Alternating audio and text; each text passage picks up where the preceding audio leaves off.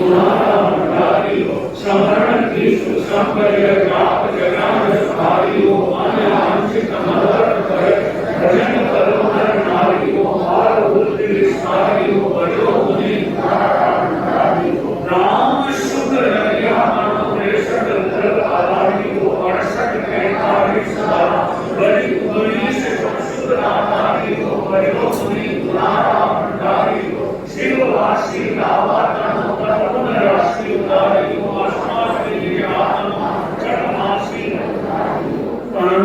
आस्था के केंद्र मेरे आराध्य देव के श्री चरणों में श्रद्धा सिक्त भाव भरा वंदन परम पावन परम पूज्य गुरुदेव के चरणों में वंदन। आदरणीय मुनि नरेश कुमार जी, सम उपस्थित भाइयों एवं बंधुओं, आज का हमारा विषय दिया गया तुम्हारे लिए। ये सर्वविदित है कि जो भारतीय संस्कृति है, भारतीय संस्कार है, वो केवल और केवल संस्कृति और संस्कार ही नहीं है, बल्कि अपने आप में एक धरोहर है। भारत के हर नियम को, हर रीति रिवाज को, हर कार्य को एक अनुष्ठान के तरीके से और एक संस्कार के तरीके से लिया। भारत ने जब तुम्हारे लिए की प्रतिध्वनि की, जब व्यक्ति दाम्पत्य जीवन में बनता है तो भीतर में एक ध्वनि होनी चाहिए और वह ध्वनि होनी चाहिए एक दूसरे के लिए। वह ध्वनि होनी चाहिए तुम्हारे लिए। वो 7 फेरों का संबंध, वो 7 फेरों का संबंध किसी भी हालत में बंधन की जंजीर नहीं बनना चाहिए। कई बार 7 फेरों का बंधन बंधन नहीं रहता है, बल्कि वह जंजीर में बदल जाता है। हमें याद रहे, रिश्ते बनाना उतना ही आसान है, रिश्ते बनाना उतना ही आसान है जितना मिट्टी पर मिट्टी से मिट्टी लिखना, मगर रिश्ते निभाना उतना ही कठिन है जितना पानी पर पानी से पानी। बंधुओं, एक समय था जब भारत में संयुक्त परिवार देखने को मिलता था, मगर आज परिस्थितियां बदल रही है और आने वाले 2-3 दशक के बाद तो ऐसा लगेगा कि संयुक्त परिवार केवल इतिहास का पृष्ठ बनकर न रह जाए। क्या कारण था? एक चौके में, एक आंगन में 40, 50, 100 लोग बड़े आनंद के साथ रहते थे, एक दूसरे के पूरक बनते थे, एक दूसरे के सहयोगी बनते थे, एक दूसरे के कार्य में सहभागी बनते थे। उस परिवार को देखकर ऐसा अनुभव होता था कि एक सदस्य दूसरे सदस्य को देखकर जी रहा है। एक की प्रसन्नता दूसरे की प्रसन्नता होती थी, एक का दुख दूसरे का दुख होता था। पर बंधुओं, समय बदला, वक्त बदला, परिस्थितियां बदली और इस बदलते दौर में अगर आज सबसे बड़ी कोई चुनौती है तो वह चुनौती है कि परिवार को संभाल कर रखना। याद रखना, समाज का अध्यक्ष बनकर, देश का प्रधानमंत्री बनकर देश और समाज को चलाना आसान हो सकता है, मगर परिवार का मुखिया बनकर परिवार का संचालन करना इतना सरल नहीं होता। आज हम एक ऐसी आध्यात्मिक चर्चा करेंगे, क्योंकि मैं आध्यात्मिक चर्चा इसलिए कह रहा हूं कि भारत ने विवाह को आत्म मिलन माना था, देह मिलन नहीं माना। भारत ने विवाह को त्याग माना था, भोग नहीं माना था। भारत ने विवाह को संबंध नहीं, एक संस्कृति और संस्कार माना था। इसी कारण भारत में सदैव दाम्पत्य जीवन का इतना बड़ा पवित्र महत्व रहा है, जिसकी कल्पना अगर आज हम करते हैं तो सात्विक गौरव की अनुभूति होती है। स्वामी विवेकानंद को एक बार अमेरिका में एक बहुत बड़े दार्शनिक व्यक्ति ने पूछा था कि आप हमारी संस्कृति और आपकी संस्कृति में क्या अंतर देखते हैं। सवाल बहुत सामान्य सा था कि आप हमारी संस्कृति और आपकी संस्कृति में क्या अंतर देखते हैं। स्वामी विवेकानंद ने मुस्कुराते हुए कहा, एक बहुत बड़ा अंतर है, एक बहुत बड़ा अंतर है।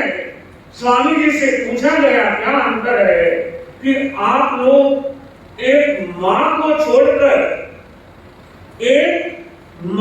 छोड़कर हर औरत को पत्नी की तरह देखते हो, मगर भारत में एक पत्नी को छोड़कर हर औरत को मां की नजर से देखा जाता है। यही आपकी और हमारी संस्कृति में अंतर है। याद रहे, दाम्पत्य जीवन का अगर कोई मूल है, दाम्पत्य जीवन का मूल अगर इस कार्यशाला में एक शब्द में समझना हो तो मेरी नजर में वह है पवित्रता, पवित्रता, पवित्रता। क्योंकि वही रिश्ता महकता है, वही रिश्ता मजबूत होता है और वही रिश्ता जीवन में बल देता है, जिस रिश्ते में पवित्रता और केवल पवित्रता होती है। बंधुओं, मैं अनेक लोगों से चर्चा करता हूँ, अनेक परिवारों से एकांत में भी बात होती है। आजकल जब भी कोई दाम्पत्य जीवन में समस्या आती है, टकराव आता है, दूरियां आती है, खिंचाव आता है, बिखराव आता है, आप आश्चर्य करोगे, मेरा अनुभव ये कहता है उसमें 95% जो कारण होता है वो ये और वो, समझ चुके होंगे, ये और वो। और आज संस्कृति का पतन ऐसा हो रहा है, पहले रामायण में एक मंथरा थी, मगर आज लगता है हर घर में मंथरा के नाम। अगर हम हमारी संस्कृति को नहीं समझेंगे, अगर हम हमारे संस्कार को नहीं समझेंगे, अगर हम आने वाली पीढ़ी को विवाह का अर्थ नहीं बताएंगे, तो संस्कृति और संस्कार को कोई भी नहीं बचा पाएगा। एक ध्वनि भीतर से होनी चाहिए कि मैं जो कुछ कर रहा हूं वह तुम्हारे लिए कर रहा हूं। पहले हम सप्तपदी को समझेंगे, क्योंकि मैंने कहा था कि शादी के समय तो व्यक्ति ऐसा बावला हो जाता है कि वो भूल ही जाता है कि मैं 7 फेरे 7 वचन कौन से ले रहा हूं। मैंने एक दिन इसी सभागार में पूछा था और कम से कम 400-500 भाई बहन को, उस दिन संभवतः बहुत ज्यादा थे, मां की ममता का कार्यक्रम था। मुझे एक भाई बहन ये नहीं बता पाया कि वो 7 वचन कौन से। तो कहां से दाम्पत्य जीवन में सरसता आएगी, कहां से दाम्पत्य जीवन में सुदृढ़ता आएगी, कौन सी वो खाद होगी जो दाम्पत्य जीवन की पवित्रता को बचाकर रखेगी। उन 7 वचनों को जिस दिन हम समझ लेंगे, मेरा ये मानना है कि परिवार नाम की संस्था बची रहेगी। उन 7 वचनों में जो पहला वचन है वो है अन्न। हम अन्न को समझें, क्योंकि शरीर के निर्माण में अन्न की भूमिका रहती है। अन्न जहां शरीर का पोषण देता है, वहां मन का निर्माण करता है। और दाम्पत्य जीवन में शरीर से ही नई पीढ़ी का निर्माण होता है। आज वैज्ञानिक ये कहते हैं कि आप कौन सा अन्न खाते हैं, उस अन्न का प्रभाव क्या होता है। मगर इस अन्न को समझने के लिए एक विचार को बड़ी गंभीरता से समझना होगा कि आपके घर का अन्न शुद्ध है या नहीं। आप कहेंगे हम तो देखकर लाते हैं, उस अन्न धान को साफ भी करते हैं, मगर अन्न शुद्धि का पहला नियम है कि जिस अर्थ से, जिस पैसे से आपके घर में धन आ रहा है, धन में आ रहा है, वो धन शुद्ध है या नहीं है। अगर आप अशुद्ध धन से अन्न लेकर आते हैं तो उस अन्न को भी कदापि शुद्ध नहीं माना जा सकता। अन्न के संदर्भ में एक बहुत महत्वपूर्ण कार्यशाला हो सकती है कि आपके घर में अन्न को पकाया कैसे जाता है, आपके घर में अन्न को परोसा कैसे जाता है, आपके घर में अन्न को ग्रहण कैसे किया जाता है। इन 3 विधियों पर दाम्पत्य जीवन का हिस्सा टिका है कि भोजन बनाते समय आपके विचार क्या है। अगर आप भोजन बनाते समय मानसिक जप करते हैं, मानसिक प्रसन्नता के साथ में अगर आप भोजन का निर्माण करते हैं तो याद रहे वो भोजन भोजन नहीं रहता है, बल्कि वह भोजन प्रसाद में बदल जाता है। दूसरा तरीका, जब भोजन को परोसा जाता है, परोसने वाले का विचार क्या होता है, आज दर्द होता है, तकलीफ होती है कि घर का चौका जो कभी माँ का केंद्र होता था, माँ ये तय करती थी कि आज मेरे परिवार के सदस्यों के पेट में कौन सा अन्न जाएगा, वो माँ के हाथ का छुआ हुआ होता था। मगर आज तो चौका बुरा न माने काम वाली बाइयों के भरोसे, काम वाली बाइयों के भरोसे छोड़ा जा रहा है। एक भोजन वो बना रही है, एक भोजन घर की महिला बना रही है। याद रहना चाहिए दोनों के अन्न में रात दिन का अंतर होगा। एक धन के लिए बना रही है और एक दिल के लिए बना रही है। भोजन बनाया कैसे जाता है, भोजन परोसा कैसे जाता है, दंपति इस बात पर ध्यान दें कि भोजन किया कैसे जाता। आप मेडिकल साइंस से इसको कनेक्ट करके आप बाद में इस पर अधिक जानकारी प्राप्त कर सकते हैं। आपका मोटापा जीवन में कभी नहीं बढ़ेगा अगर आप जमीन पर आसन बिछाकर पृथ्वी तत्व के साथ में जुड़कर, पृथ्वी तत्व के साथ में जुड़कर अगर आप जमीन पर बैठकर और अपने आगे चौकी लगाकर, यानी आपकी थाली आपके नाभि से ऊपर होनी चाहिए और जो मूलाधार चक्र है जब वो पृथ्वी तत्व के संपर्क में आएगा तो वह कभी भी जीवन में मोटापा नहीं बढ़ने। आज भोजन करने के सारे तरीके बदल गए। बहुत कम घर ऐसे बचे हैं जहां नीचे बैठकर पाटा लगाकर भोजन किया जाता है। बंधुओं, भोजन को आप केवल भोजन की नजर से न देखें, क्योंकि ये अन्न ही आपकी अगली पीढ़ी का निर्माण करेगा। जैसा खावे अन्न वैसा हुए।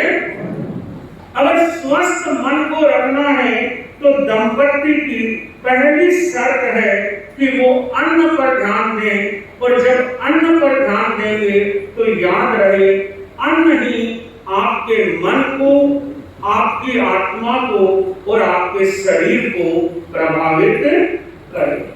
दूसरा जो वचन है वो वचन है बल। इंसान को बलशाली होना चाहिए, शारीरिक सुदृढ़ता। मैं आगम के आधार पर बताऊं कि आचार्यों की 8 संपदाएं मानी जाती है। कितनी संपदाएं? हर आचार्य की अर्हता के लिए ये देखा जाता है कि इसमें 8 संपदा है या नहीं, और उसमें एक संपदा होती है शरीर संपदा। कि आचार्य की शरीर संपदा कैसी है, क्योंकि शरीर के बिना आत्मा का कल्याण संभव नहीं है। मैं तो अधिकांश मेरे प्रवचनों में कहता हूं, आप आत्मा को 15 मिनट का समय दीजिए, मगर शरीर को 45 मिनट का समय दीजिए।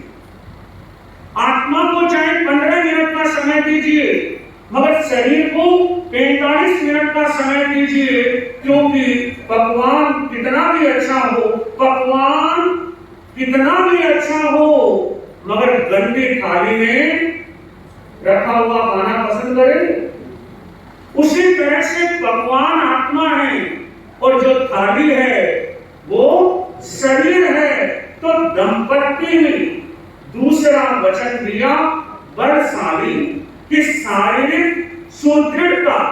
आज मैं देखता हूं 40 वर्ष की अवस्था में अटैक की समस्या, 35 वर्ष की अवस्था में बीपी और शुगर की समस्या, और आश्चर्य तो यह होता है कि 25 वर्ष के युवक युवतियां जब नींद की गोली खाकर, कई घरों में तो बच्चों की यह हालत हो गई, गोली के बिना नींद नहीं आएगी और गाली के बिना वो उठेंगे। विचार ये करना है कि जो दूसरा सूत्र है कि बल, क्योंकि दाम्पत्य जीवन में हेल्थ बड़ा फैक्टर है।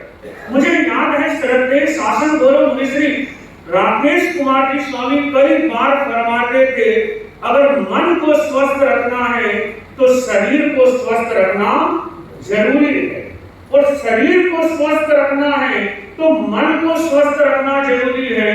हर दंपत्ति एक दूसरे के लिए बलशाली बने कि शरीर स्वस्थ रहेगा तो मन स्वस्थ रहेगा।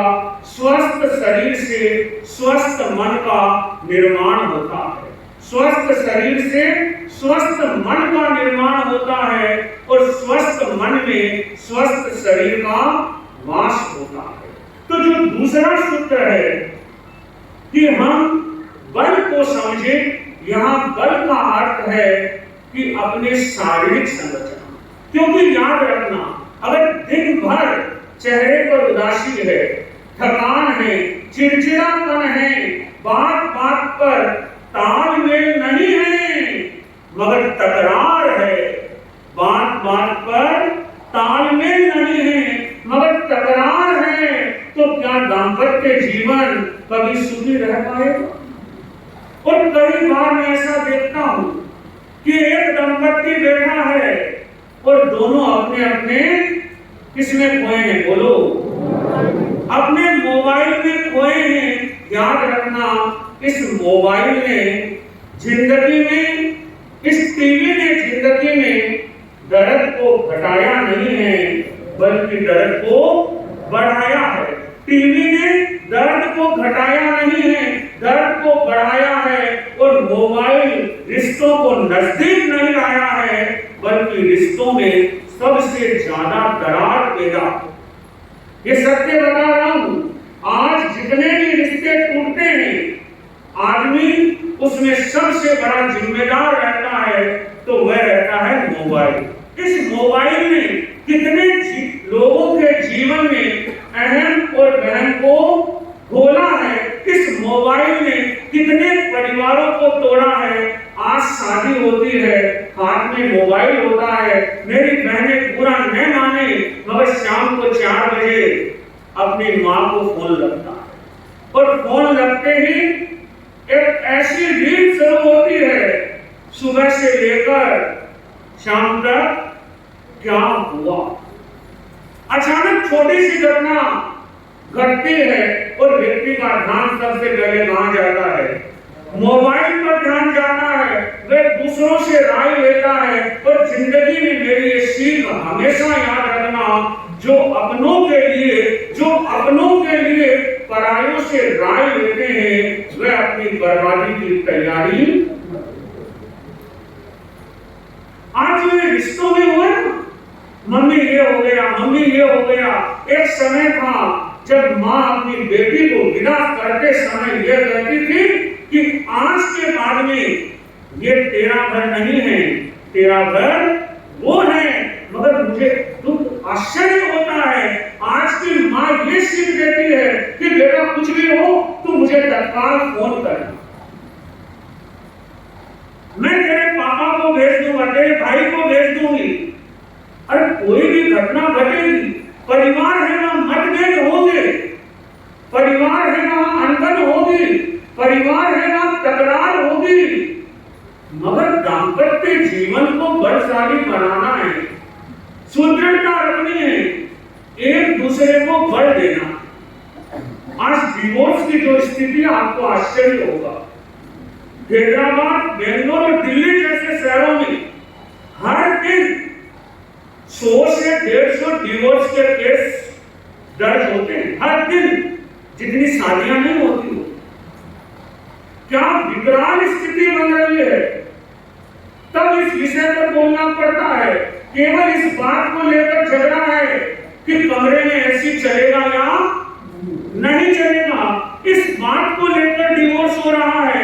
एक कहता है डोगी रखना है और दूसरा कहता है डोगी नहीं रखना है। अभी 4-5 दिन पहले में एक समाचार पत्र में कई केस लाइन से आए थे मुख्य पृष्ठ पर, और उसमें आश्चर्य होता है 60 साल की महिला अपने पति से कहती है कि तुम्हारी ड्रेसिंग सेंस नहीं है, इसलिए मैं तुमसे डिवोर्स लूं। अब 60 साल में आदमी कपड़ा पहने वो पड़ेगा, मगर विचार क्या है, हम किस ओर मुड़ रहे हैं, ये चिंतन का सवाल है। मैंने हिंदी साहित्य में बहुत खोज की और मैं आप लोगों को भी ये चैलेंज देता हूं। आप भारत में हजारों तरह की भाषाएं पनपती है। भारत में ये कहा जाता है कि 12 कोसा बोली पढ़कर, संभवतः एक कोस 3 किलोमीटर का होता है, 12 × 3 कितने हुए, 36 किलोमीटर के बाद में वहां की भाषा में हल्का फुल्का बदलाव शुरू हो जाए। अब भारतवर्ष इतना बड़ा है, मगर आप भारत की हजारों भाषाओं में आप किसी भी भाषा में मुझे ये लाकर शब्द नहीं बता सकते कि यहाँ पर कोई दंपत्ति अगर एक बार बंधन में बंध गया तो हमारे साहित्यकारों ने, ऋषियों ने, मुनियों ने, विचारकों ने ये कल्पना भी जीवन में नहीं की थी कि कोई संबंध एक बार बनने के बाद में वो संबंध टूट सकता है। ये जो तलाक शब्द है ये भी विदेशी शब्द है, ईसाईयत शब्द है। ये जो डिवोर्स शब्द है ये भी बाहर का है। भारत की किसी भी भाषा में तलाक के लिए किसी भी शब्द का कोई प्रयोग आज तक नहीं हुआ। ये भारत की संस्कृति का हमें गर्व होना चाहिए। तीसरा वचन बताया गया धन, कि एक दंपत्ति के लिए धन का बहुत बड़ा महत्व है, मगर यहाँ पर धन वो नहीं है जिसे आप अर्थ की दृष्टि से, पैसे या करेंसी की दृष्टि से देखते हैं। हमारे ऋषि मुनियों ने किसी भी दंपत्ति के लिए अगर सबसे बड़ा कोई धन बताया तो वह धन एक ही बताया, और वह धन है संतान। क्योंकि किसी भी दंपत्ति के लिए उसके संतान से बढ़कर कोई धन नहीं होता है। और ये ऋषि मुनियों ने कहा कि संतान को संस्कारी बनाना ही माता पिता की समृद्धि का सबसे बड़ा सूचक होता है। क्योंकि हमारे यहाँ कहा जाता है पूत कपूत तो क्यों धन सींचे, और पूत सपूत तो क्यों धन सींचे। मैं ये कहना चाहूंगा कि समय रहते हर दंपत्ति को अपने सबसे बड़े धन पर ध्यान देना चाहिए। अगर संतानों को नहीं संभाल पाए तो कोई अरबों का मालिक होते हुए भी मेरी समझ में दुनिया में उससे बड़ा दरिद्र कोई नहीं। और जिसने अपने संतान को संभाल लिया, संतान को संस्कारों से समृद्ध बना दिया, मैं समझता हूं इस दुनिया में उससे बड़ा भाग्यशाली कोई नहीं। रामायण का एक बड़ा सुंदर प्रसंग है।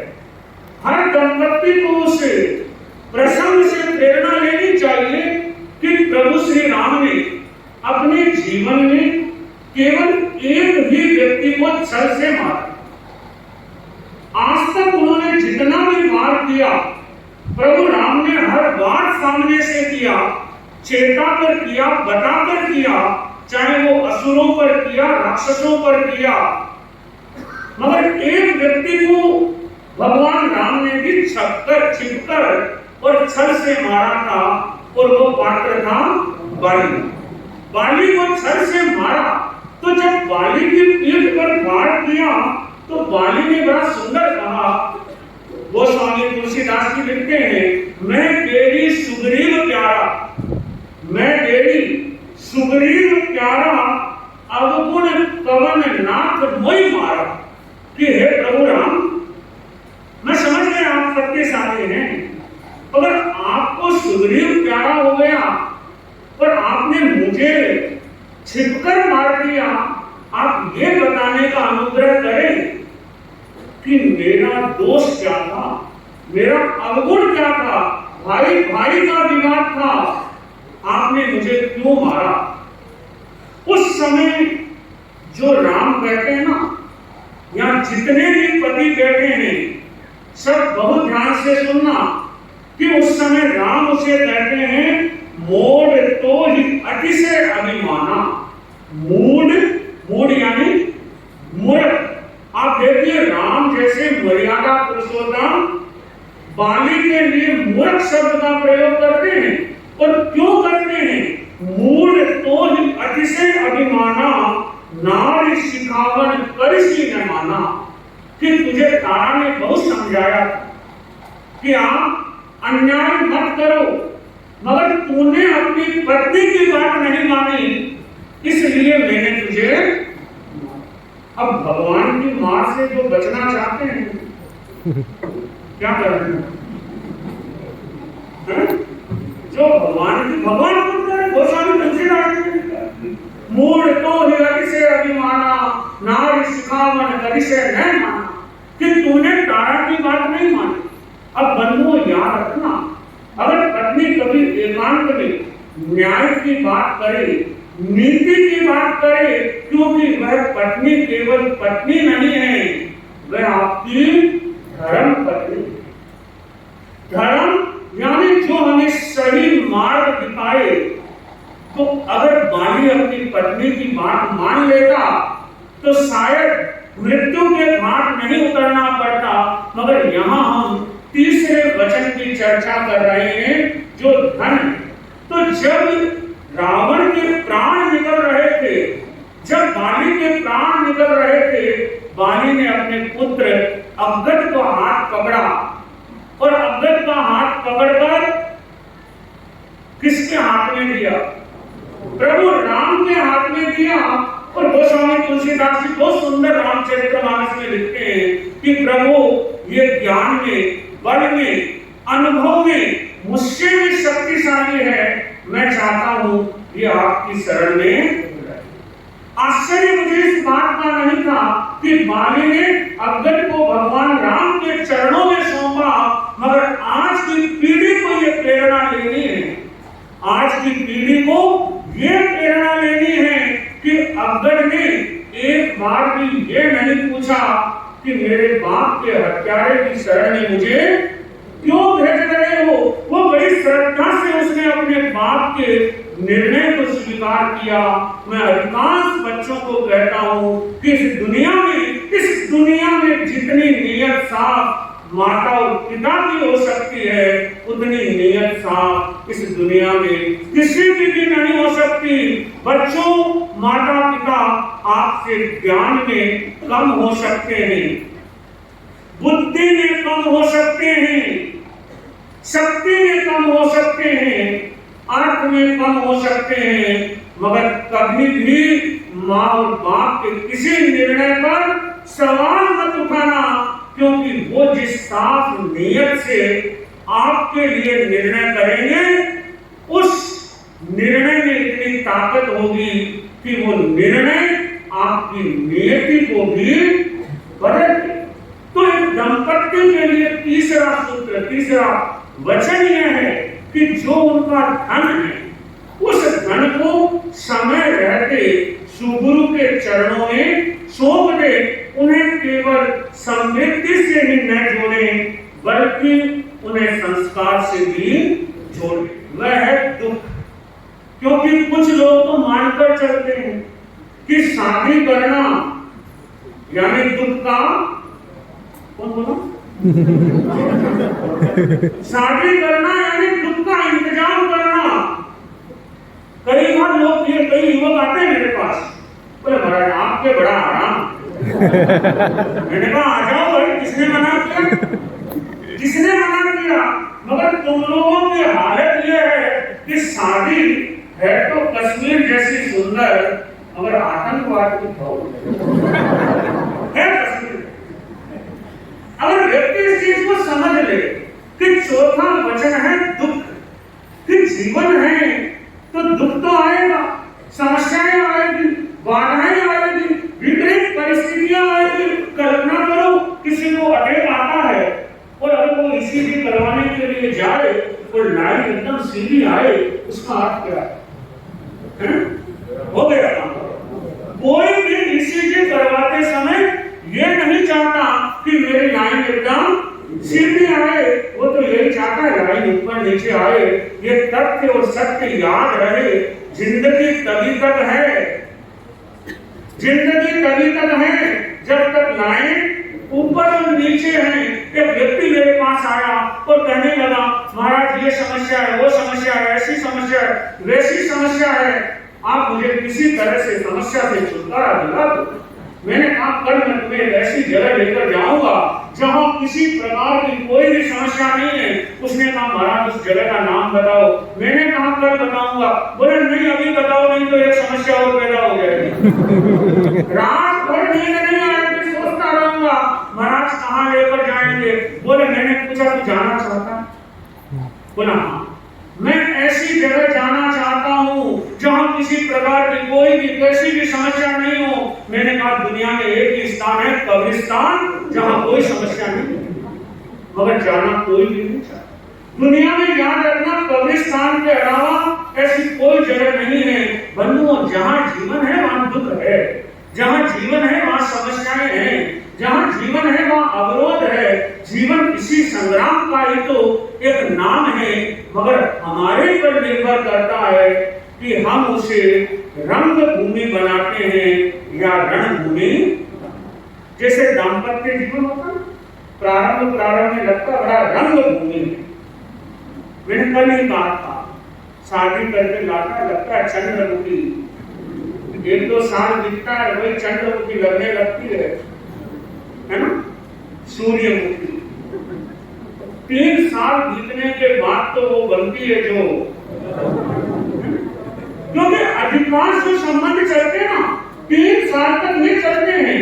पहले साल पति बोलता है और पत्नी सुनती है, दूसरे साल पत्नी बोलती है और पति सुनता है, और तीसरे साल पति और पत्नी दोनों बोलते हैं और पड़ोसी रामलाल जी।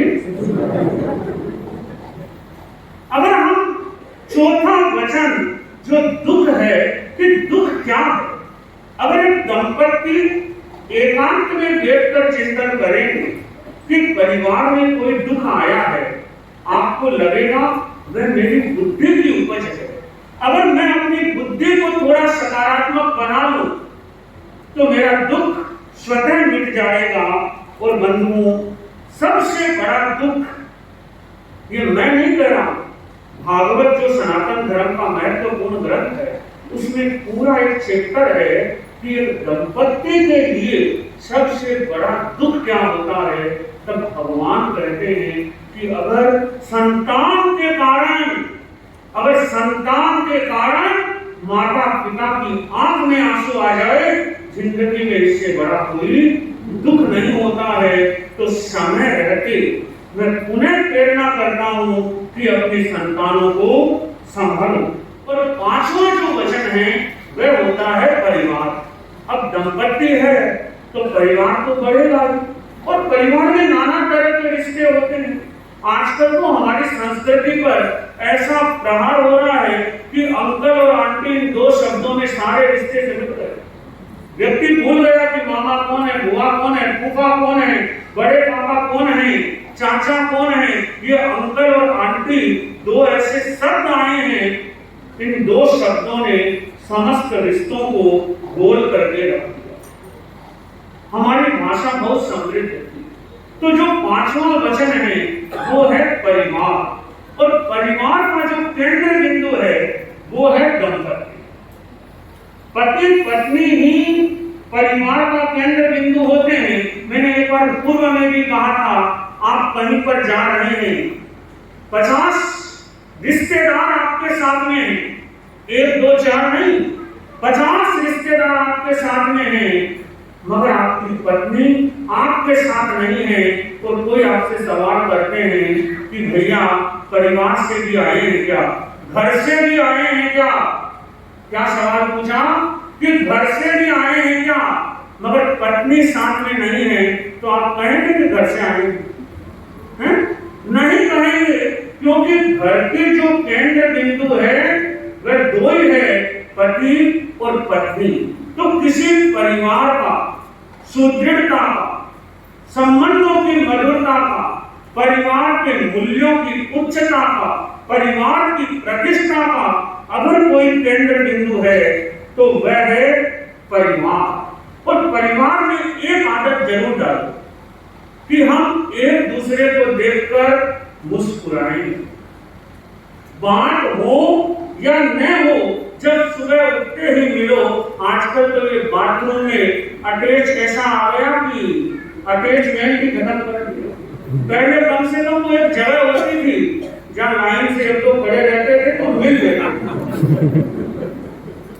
मगर आजकल इस अटैचमेंट की संस्कृति ने अटैचमेंट ही खत्म कर दिया है। कई परिवार तो ऐसे हैं, अगर वो आत्मनिरीक्षण करेंगे तो उनको याद आएगा कि साथ में बैठकर भोजन कब किया था, साथ में बैठकर 15 मिनट कब मुस्कुराए थे, या जब भी बैठे थे तब तकरार करके ही। अगर एक दंपत्ति ये सोच ले कि एक दूसरे को देखकर मुस्कुराएंगे, परिवार के सदस्य ये संकल्प ले ले कि एक दूसरे को देखकर मुस्कुराएंगे। मैंने एक बार एक प्रेरणा एक पति से कर दी कि भाई सुबह उठो तो मुस्कुराओ, नाश्ता करो तो मुस्कुराओ, घर से निकलो तो मुस्कुराओ, दुकान में प्रवेश करो तो मुस्कुराओ, क्योंकि मुस्कुराना जिंदगी है। मन सुयत मायूसी व मक्कारी जिनके चेहरे का श्रृंगार करती है। उर्दू के शायरी में बड़ा सुंदर बात, मन सुयत मायूसी वे मक्कारी जिनके चेहरे का श्रृंगार करती है, मक्खी भी उनके पास फटकने से साफ इनकार करती है, मक्खी भी उनके पास फटकने से साफ इनकार करती है। ये बातें मैं इसलिए बोलता हूँ कि आज मकान तो बहुत बड़े बड़े आलीशान हो गए, जब कभी हम जाते हैं तो आश्चर्य तो ये होता है कि आवाज लगानी पड़ती है, फिर एक इस कमरे से निकल कर आता है और एक उस कमरे से निकल कर आता है। हालत ऐसी होती है, एक आगे खड़ा होता है तो दूसरा पीछे खड़ा हो जाता है, एक बोल रहा होता है तो दूसरा मुंह लटका लेता है, और वो घर कम लगता है मगर मुझे शमशान ज्यादा। जहां घर प्रेम न संचरे, हमारे ऋषि मुनियों ने क्या कहा, जहां घर प्रेम न संचरे तां घर जान मशान, कि वो घर नहीं है जिस घर में प्रेम नहीं है, स्नेह नहीं है, प्यार नहीं है, अपनत्व नहीं है, बुलंदशालिता नहीं है, मिलनसारिता नहीं है। दूध और शक्कर की तरह हम एक दूसरे से मिल नहीं सकते। अगर हम घर में दूध और मिश्री की तरह रहेंगे, जिंदगी का आनंद आएगा। कटकर रहेंगे, लड़कर रहेंगे, भिड़कर रहेंगे तो मानकर चलना वही जीता जागता नरक होगा, उससे बड़ा कोई नरक नहीं। परिवार में एक दूसरे के सहभागी बनिए। पुराने लोग IIM IIT नहीं होते थे, मगर वो परिवार के किसी भी सदस्य का चेहरा देखकर यह पहचानने में महारत हासिल रखते थे कि इसके मन में, शरीर में क्या द्वंद्व चल रहा है। परिवार जुड़ा रहे, ये आज के वक्त किसी चुनौती से कम नहीं है। तो जो 5वां वचन दिया गया कि दाम्पत्य जीवन में जो परिवार नाम की संस्था है, हर दंपत्ति का ये फर्ज है कि वो उसको बचाकर अपने परिवार के गौरव को बढ़ाए, और हर परिस्थिति में अगर कोई पंगा भी हो जाए तो उसे मुस्कुराते हुए पार करने का साहस रखे, विचार रखे। क्योंकि बहनों, मैं आपको एक विश्वास दिला सकता हूं कि आपके पति बाहर, बहुत ध्यान से सुनना बहनों, आपके पति बाहर शेर सिंह से लड़ सकते हैं, मगर घर में मच्छर जैसी समस्या से भी वो टूट जाते हैं। कहने का अर्थ है बड़ी से बड़ी विपदा का सामना भी वो मुस्कुराते हुए कर लेते हैं। मगर जब घर में कलह होती है, घर में संघर्ष होता है, घर में वो रिश्तों में दुराव देखते हैं, रिश्तों में खटास देखते हैं, तो वहां पर एक मानव कई बार तो अपनी जिंदगी से हार जाता है। और ये जो तेरा और मेरा है, यही तो परिवार को तोड़ता है। मेरे भाई ने ऐसा किया, तेरे भाई ने ऐसा किया, मेरी माँ ने ऐसा कहा, तेरी माँ ने ऐसा कहा। बंधुओं, ये छोटे और तुच्छ विचार होते हैं जो इन विचारों पर विजय नहीं पा सकते। याद रहे, वो कभी धर्म, अध्यात्म और साधना के क्षेत्र में आगे नहीं बढ़ सकते। मैंने अभी थोड़ी देर पहले कहा था कि ये अंकल और आंटी ने रिश्तों को गोल करके रख दिया। भारत की संस्कृति के रिश्ते कैसे थे, मगर आप देखो, आज शादी के दिन, जिस दिन सगाई होती है, उसी दिन से जीवन में लो शुरू हो जाता है। लो का अर्थ क्या होता है? लो यानी कानून। और एक लड़की क्या बोलती है, ये मेरी मदर इन लॉ है, ये मेरे फादर इन लॉ है, ब्रदर इन लॉ है। अरे जिस घर में तू जा रही है, पहले ही तूने लॉ लगा दिया।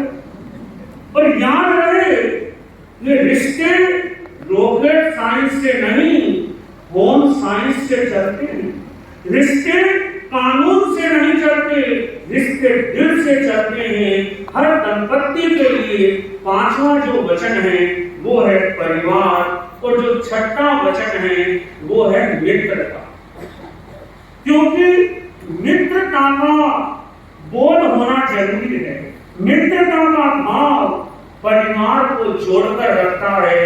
मगर आज के युग में अगर हम इसकी आध्यात्मिक व्याख्या करें तो ये देखना जरूरी होता है कि आपके मित्र कैसे, आपके मित्र आपका चरित्र बताने में सक्षम होते हैं।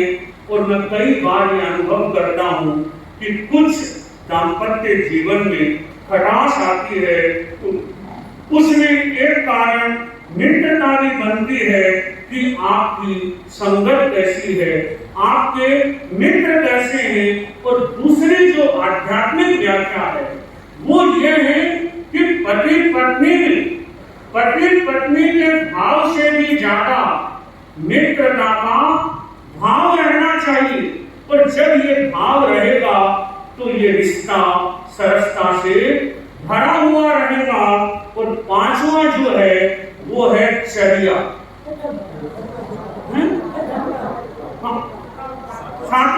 सातवां जो है वो है एकांत चर्या। अब इसे थोड़ा सा आध्यात्मिक रूप में समझें कि एकांत चर्या क्या है। कि जब भी पति पत्नी अकेले में हो, बहुत ध्यान से सुनो, जब भी पति पत्नी अकेले में हो तो काम कथा नहीं, राम कथा सुननी चाहिए। रामायण को अगर आप इस परिप्रेक्ष्य में देखेंगे, महाराज दशरथ बहुत योग्य थे, महान व्यक्तित्व हो सकते हैं। मगर आप सोचिए, जब पति पत्नी एकांत में हो और किसी बड़े लक्ष्य को लेकर निर्णय करना हो और उस निर्णय के समय ये पति पत्नी ध्यान से सुने इस चीज को, क्योंकि यही गलती कई बार परिवार को तोड़ देती। दशरथ के सामने एक बहुत बड़ा कार्य क्या था? राम का राज्य तिलक, राज्य अभिषेक करना, ये दशरथ के लिए उस समय अनिवार्य था। मगर याद करो, जब केकई कोप भवन में चली जाती है, क्रोधापूर्ण हो जाती है, तब दशरथ कोप भवन में जाते हैं और रामचरितमानस में आता है कि दशरथ जैसा पुरुष उस परिस्थिति में उसमें काम फूटता है, वो पत्नी कैकेयी के बालों की प्रशंसा करता है, कैकेयी के आंखों की प्रशंसा करता है। वो एकांतचर्या काम के लिए नहीं होती, अगर राम के लिए होती तो संभवतः राम को 14 वर्ष तक वनवास नहीं जाना पड़ता और दशरथ को राम के वियोग में तड़पते तड़पते प्राण नहीं छोड़ना। ये गलती अनेक परिवारों में हो जाती। मोह होना चाहिए, मगर मोह वासना परक न होकर एकांत में मोह ये होना चाहिए कि हमारी संस्कृति आत्ममिलन की संस्कृति है। जब एकांत में है तो कभी कभी आध्यात्मिक उत्थान की चर्चा होनी चाहिए, आत्मा के आरोहण की चर्चा होनी चाहिए, एक ऐसी चर्चा होनी चाहिए जिसमें त्याग झलके, संयम झलके, वैराग्य झलके। ये धमकी की जो संस्कृति है, मुझे याद है कि नव दंपति की नई नई शादी हुई, अब पति बड़ा दोष जमाता उस पर, कोई भी काम उसे करना, मेरे लिए गर्म पानी करो, नहीं तो मेरे लिए ये खाना बनाओ, नहीं तो मेरे बूट पॉलिश करो, नहीं तो। अब बेचारी को घबरा जाए। आजकल लड़कियों को दोष दिया जाता है कि लड़कियां पढ़ रही है, लड़कियां आज शोषण होना और परिवार के द्वारा उस बच्चे की योग्यता को दबा देना, और उस योग्यता को इसीलिए दबाया जाता था, सच्चाई से मुंह नहीं मोड़े। एक महिला की प्रतिभा को इसीलिए कुंठित कर दिया जाता था कि कहीं ये आत्मनिर्भर बनकर स्वाभिमान का जीवन न जी सके, आत्मनिर्भर बनकर स्वाभिमान का जीवन न जी सके। मगर बंधुओं, जब बारूद बढ़ता रहता है, तब वो एक दिन ऐसा विस्फोट करता है कि वहां हमें ऐसा लगता है कि संस्कार और संस्कृति की तो धज्जियां हो गई। इन बच्चों में न संस्कार है न संस्कृति है, मगर एक दंपति को, एक दिव्य दंपति को, एक भव्य दंपति को जरूर इन चीजों को लेकर एकांत में बैठकर आत्मनिरीक्षण करना चाहिए कि बच्चों को समझाने की अपेक्षा, जब भी आप एकांत में बैठे तो बच्चों को समझाने की अपेक्षा मैं चाहूंगा कि आप बच्चों को समझने का लक्ष्य है। तो वो एक पति था, हर समय अपनी पत्नी पर दोष जमाता, ये कर नहीं तो वो कर नहीं तो। लड़की बड़ी बेचारी परेशान हो गई, कहे तो भी किसे कहे, और हर समय उसका चेहरा उदास रहता। एक दिन उसकी सहेली ने पूछा, आखिर बात क्या है? बोले मैं क्या बताऊं, हर समय इतना डराया जाता है, धमकाया जाता है, हर सेंटेंस के पीछे शब्द जोड़ा जाता है, नहीं तो। और नहीं तो सुनते ही मैं तो घबरा जाती। उसकी सहेलियों ने कहा, एक काम कर, थोड़ी सी अपनी हिम्मत को बढ़ा, और इस बार जब तेरा पति बोले नहीं तो एक बार पूछ लेना, नहीं तो क्या, नहीं तो क्या। अब उस ऑफिस से घर आया, घर आकर वही आदत रोज की, गर्म पानी पर नहीं तो। उसने थोड़ी सी हिम्मत जुटाई और पूछ लिया, नहीं तो क्या? बोला मैं अपने हाथ से कर लूंगा, अपने हाथ से कर लूंगा। इन 7 वचनों की एक बार हम उन्हें 1-2 मिनट में पुनः इनकी आध्यात्मिक व्याख्या करें। पहला है कौन सा बोल, ताकि एक लाइन में हम समझे। अन्न, यानी अन्न आपके घर का शुद्ध, पवित्र, आरोग्यदायक एवं सात्विक होना चाहिए, क्योंकि वह अन्न ही आपके मन, शरीर और आत्मा का निर्माण करता है। दूसरा क्या था? बल, यानी हमें आरोग्य के प्रति सचेत रहना चाहिए। शरीर स्वस्थ रहेगा तब मन स्वस्थ रहेगा, मन स्वस्थ रहेगा तो शरीर स्वस्थ रहेगा और स्वस्थ शरीर हमें बल प्रदान करेगा। तीसरा शब्द कौन सा, वचन कौन सा था? धन। धन यानी आपकी संतान आपके लिए सबसे बड़ा धन है। उस संतान को कैसे समृद्ध बनाया जाए, इस विषय पर निरंतर जागरूकता रखना। चौथा शब्द था दुख, कि परिवार में दुख आएगा मगर दुख को अध्यात्म के रूप में देखें, एक दूसरे के उस दुख में पूरक बनने का प्रयास करें। पांचवा वचन कौन सा है? परिवार। और परिवार शब्द एक ऐसा ही है कि अगर दंपत्ति एकजुट है, परि प्लस वार कितने भी वार हो जाए, अगर उस परिवार में उस दंपत्ति में आध्यात्मिकता है तो कोई भी वार उसका कुछ भी बिगाड़ नहीं। परि प्लस वार वही तो है परिवार। और छठा शब्द मित्रता, कि मित्रता में दो शब्द है। पहला है आपकी संगत, आपके विचार कैसे हैं, और दूसरा मित्रता में है कि पति पत्नी में मित्रता का बोध रहना चाहिए। और जो सातवां वचन है वो कौन सा है? एकांत चर्या। यही सबसे खतरनाक, क्योंकि जैसे ही पति कमरे में आता है और एक रामायण शुरू होती है और पति बेचारा मूक दर्शक बनकर सुनता है, क्योंकि उसे पता होता है करना मुझे भी कुछ नहीं, मुझे भी केवल सुनना है। मगर सुनने में भी कई बार इतिहास के पन्ने पलट जाते हैं। इसलिए एकांतचर्या में विशेष सावधान रहें। मेरा मानना है इन 7 वचनों के साथ साथ मैं 3 वचन और आपके सामने रखूंगा। एक छोटा सा फार्मूला है और उस फार्मूले का नाम है TPS। T, P और S, कि हर दंपत्ति में पहला वचन ये होना चाहिए T यानी थैंक्स, कि हम एक दूसरे के प्रति धन्यवाद की भावना रखेंगे, शिकायत की भावना नहीं रखेंगे, क्योंकि शिकायत करने से कुछ भी हासिल होने वाला नहीं है। अगर आप किसी को धन्यवाद देते हैं तो उसके चेहरे पर भी मुस्कान आती है और देने वाले के चेहरे पर भी मुस्कान आती है। शिकायत तकरार पैदा करती है, धन्यवाद तालमेल पैदा करते हैं। अरे गलती किसी से भी हो सकती है, कमी किसी से भी हो सकती है। याद रहे पानी कितना भी गंदा हो उसे फेंकना नहीं चाहिए।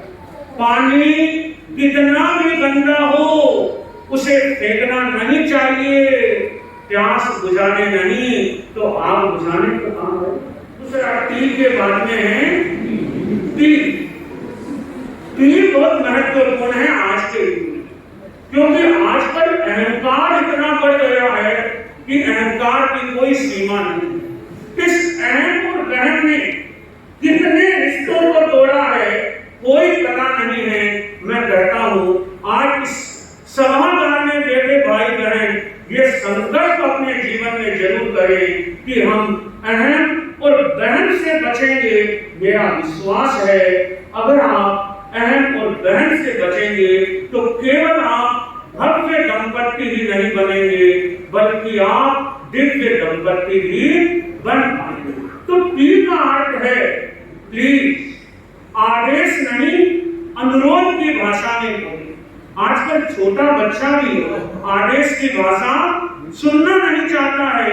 आप अनुरोध की भाषा में बोले, आप प्यार की भाषा में बोले, आप प्रेम की भाषा में बोले। केवल 2 अक्षर प्रेम के आप याद रखिए, आप देखेंगे दाम्पत्य जीवन भव्य बन जाएगा। टी और अंतिम कौन सा है? एस यानी सॉरी। प्रतिशोध नहीं, क्षमा का भाव रखें। मेरी बहनों की एक बड़ी खासियत होती है, मेरी बहनों की एक बड़ी खासियत होती है कि वह बड़ी से बड़ी गलती पर भी अपने पति को क्या कर देती है, बड़ी से बड़ी गलती पर भी अपने पति को माफ कर देती है। मगर मेरी बहनों की सबसे बड़ी कमी ये होती है, उस गलती को न खुद भूलती है न पति को। हर 4-5 दिन बाद में उसने ऐसा कहा था, उसने ऐसा किया था, उस समय आपने माँ के सामने कुछ नहीं बोला था।